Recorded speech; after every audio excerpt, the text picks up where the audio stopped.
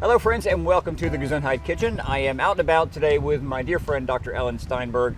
And really the whole point of this show is to spend more time with Dr. Ellen. That's right. That's the whole point. All of it, the rest of it's just a ruse. But thank you for joining us today. We're out here at the UGA Botanical Gardens. It's gorgeous. And I wanted to talk specifically about when you are out and about and you've got to get some fuel in the tank, and your options are pretty much either prepackaged or fast food or convenience foods. It's tough. It's a tough thing to navigate, and I think for many people, stomached and unstomached alike, I mean, it's a tough kind of, not many options there. Sure. I have to admit my kind of guilty pleasure when I'm out traveling, I usually find myself out and about when and I need fast food, or that's what I'm in the market for around lunchtime. I tend to go towards Taco Bell or a Del Taco, not to give them a shout out, but because I know there are some good vegetarian options for me, and even though I'm not technically vegetarian, those are the foods that are a little easier for me to process. Sure. What kind of pitfalls, or what do you think of when you're out and looking for a convenience food? What are your kind of go-tos? Well, the first thing I think about is which places will have non-fried options. Yep. So many places now, well, again, not to give them shout outs, but Chick-fil-A, McDonald's, Burger King, they all have a grilled item. So if you're in the mood for chicken, get the grilled chicken. One thing that I think is a good idea, and it's a little bit fun, if you're worried about portion sizes, order a kid's meal. Yep. The kids' meal will typically come with apple slices as opposed to fries, or a milk, or rather water, anything other than the soda. Right. So even ordering a kids' meal, ordering things that are not fried, as I said, or places that make sandwiches. You know that when you go there, you can choose your bread, you can choose tons of fresh fruits and vegetables. So things like that I think about. Even though it's called fast food, it doesn't mean it has to be bad food. No, that's a great idea, and you mentioned that. You talk about sandwich places. Actually, there are now using that model, pizza places, Mexican places like Chipotle's, or there's the Your Pie, where you again are still in the driver's seat. So you're not going through and saying the number one, where they're pre-packaging it for you. You still are in the driver's seat and can say, I'd rather have that instead of that, or hold back on whatever it is. That's a great point. I didn't think about that. And even if it is someplace where they have things pre-prepared, you can always say, no mayonnaise, or whatever, the extra lettuce or extra tomato, something to boost it up just a little bit. And then of course, with some of these options, again, it doesn't always have to be fried. And as I said, at the sandwich places, you can choose everything from the bread to the vegetables. Or the no bread. And I've noticed a lot of places are doing these bowl options now, where it can be a rice bowl or just a pile of lettuce with whatever toppings instead of the bread. And I love bread. I don't have a problem digesting bread. I typically do better with sourdoughs. But maybe it's my German background, I like an open-faced sandwich, because there's 50% of the bread. So oftentimes, rather than having to explain to them that I don't have a stomach and blah, blah, blah, I'll just order it and then just remove that thick top piece of bread and then knife and fork what's left of it. And right there, I've taken away 50% of this sort of filler that I don't necessarily need. And it's not a nutritional, benefit to eating that fluffy top piece of bread. Right. Yeah. And even breakfast items, personally, I love a good biscuit with egg and cheese. But even then, you could ask for an English muffin, or if you're at Dunkin' Donuts or somewhere like that, they typically will have a muffin option as opposed to the croissants or the muffins, or a thick biscuit. So consider that. No, that's a good tip.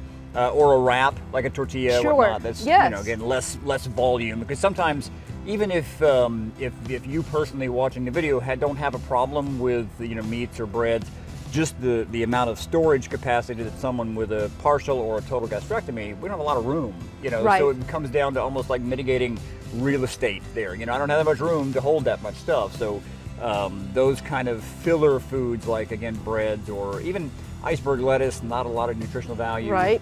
So try to cut back on those foods. You touched briefly on the idea of picking water over the sugary drinks. I think for a lot of folks with a redacted GI system, the sugary foods, whether it's the little dessert that they include or whether it's the soft drink, that can sometimes send you over a cliff. So just trying to limit that. If I order a kid's meal, I'm usually doing it not for the selection but for the size. I've noticed that some of the fast food restaurants will have their value menu. Yes. You don't get a toy with the value menu, unfortunately. I know, but if it's usually a junior, right? It's a smaller size burger, or now.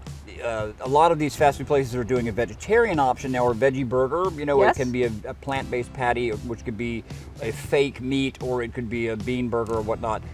Sometimes you don't have the option of the smaller portion of that. So what I ask them to do is if they'll just cut it in half for me, and then I'll eat half now and then save the rest for 20 minutes or 2 hours from now, whatever it is. Absolutely, definitely. And some of the salads now, the side salads, especially if you go somewhere, Chick-fil-A or somewhere that has like the fresh chicken on top, you can get those grilled, or apples or walnuts. Even if you could get even a side, I know a lot of them have the packaged nuts and things.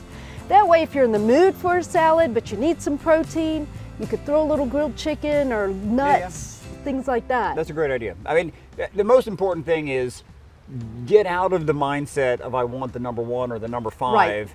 And quite honestly, if you are customizing it, typically they're preparing it for you in that moment. Right. So you're more likely to get something that's a little fresher and that's not been sitting under heat lamp B for who knows how long. So, and I think also too, because we are kind of, what's the expression? I look like a horse and I walk like a horse, but I'm kind of more like a unicorn. Because outside I look somewhat normal, but inside it's a totally different ballgame. So rather than having to explain to the hourly fast food employee what your drama is, just try to order in a way that you can still not be necessarily a Karen. Is that a bad word? You know what I mean? Like, you don't want to come in and be the problem customer, but if you're going in, you're smart about it before you go into that convenience food situation. I think you can come out and get a meal that might not be the best meal of the day, but it checks all the boxes as far as you've refueled and you're ready for the day's challenges, but you don't come away from that transaction feeling heavy and overcooked and overprocessed by being a little smarter about all that. And I will tell you a trick of mine, because I get sort of anxious when I know that I'm about to make a special order, and especially if there's a line behind me.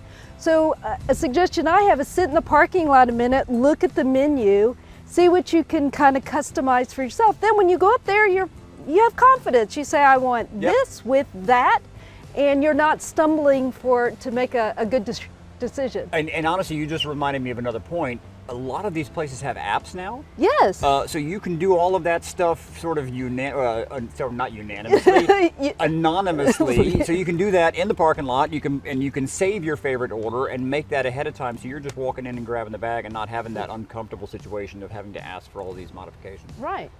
There's an app for that. There is always an app for that. Good stuff. Well, thank you, Ellen. Always, I appreciate your input there. And again, don't be afraid to be that slightly annoying customer, because ultimately you have to live with the consequences of what you put into this machine for today, tomorrow, and always. So I think a little bit being smart about what you order will go a long way. Thank you, guys. Take care of yourself and good night.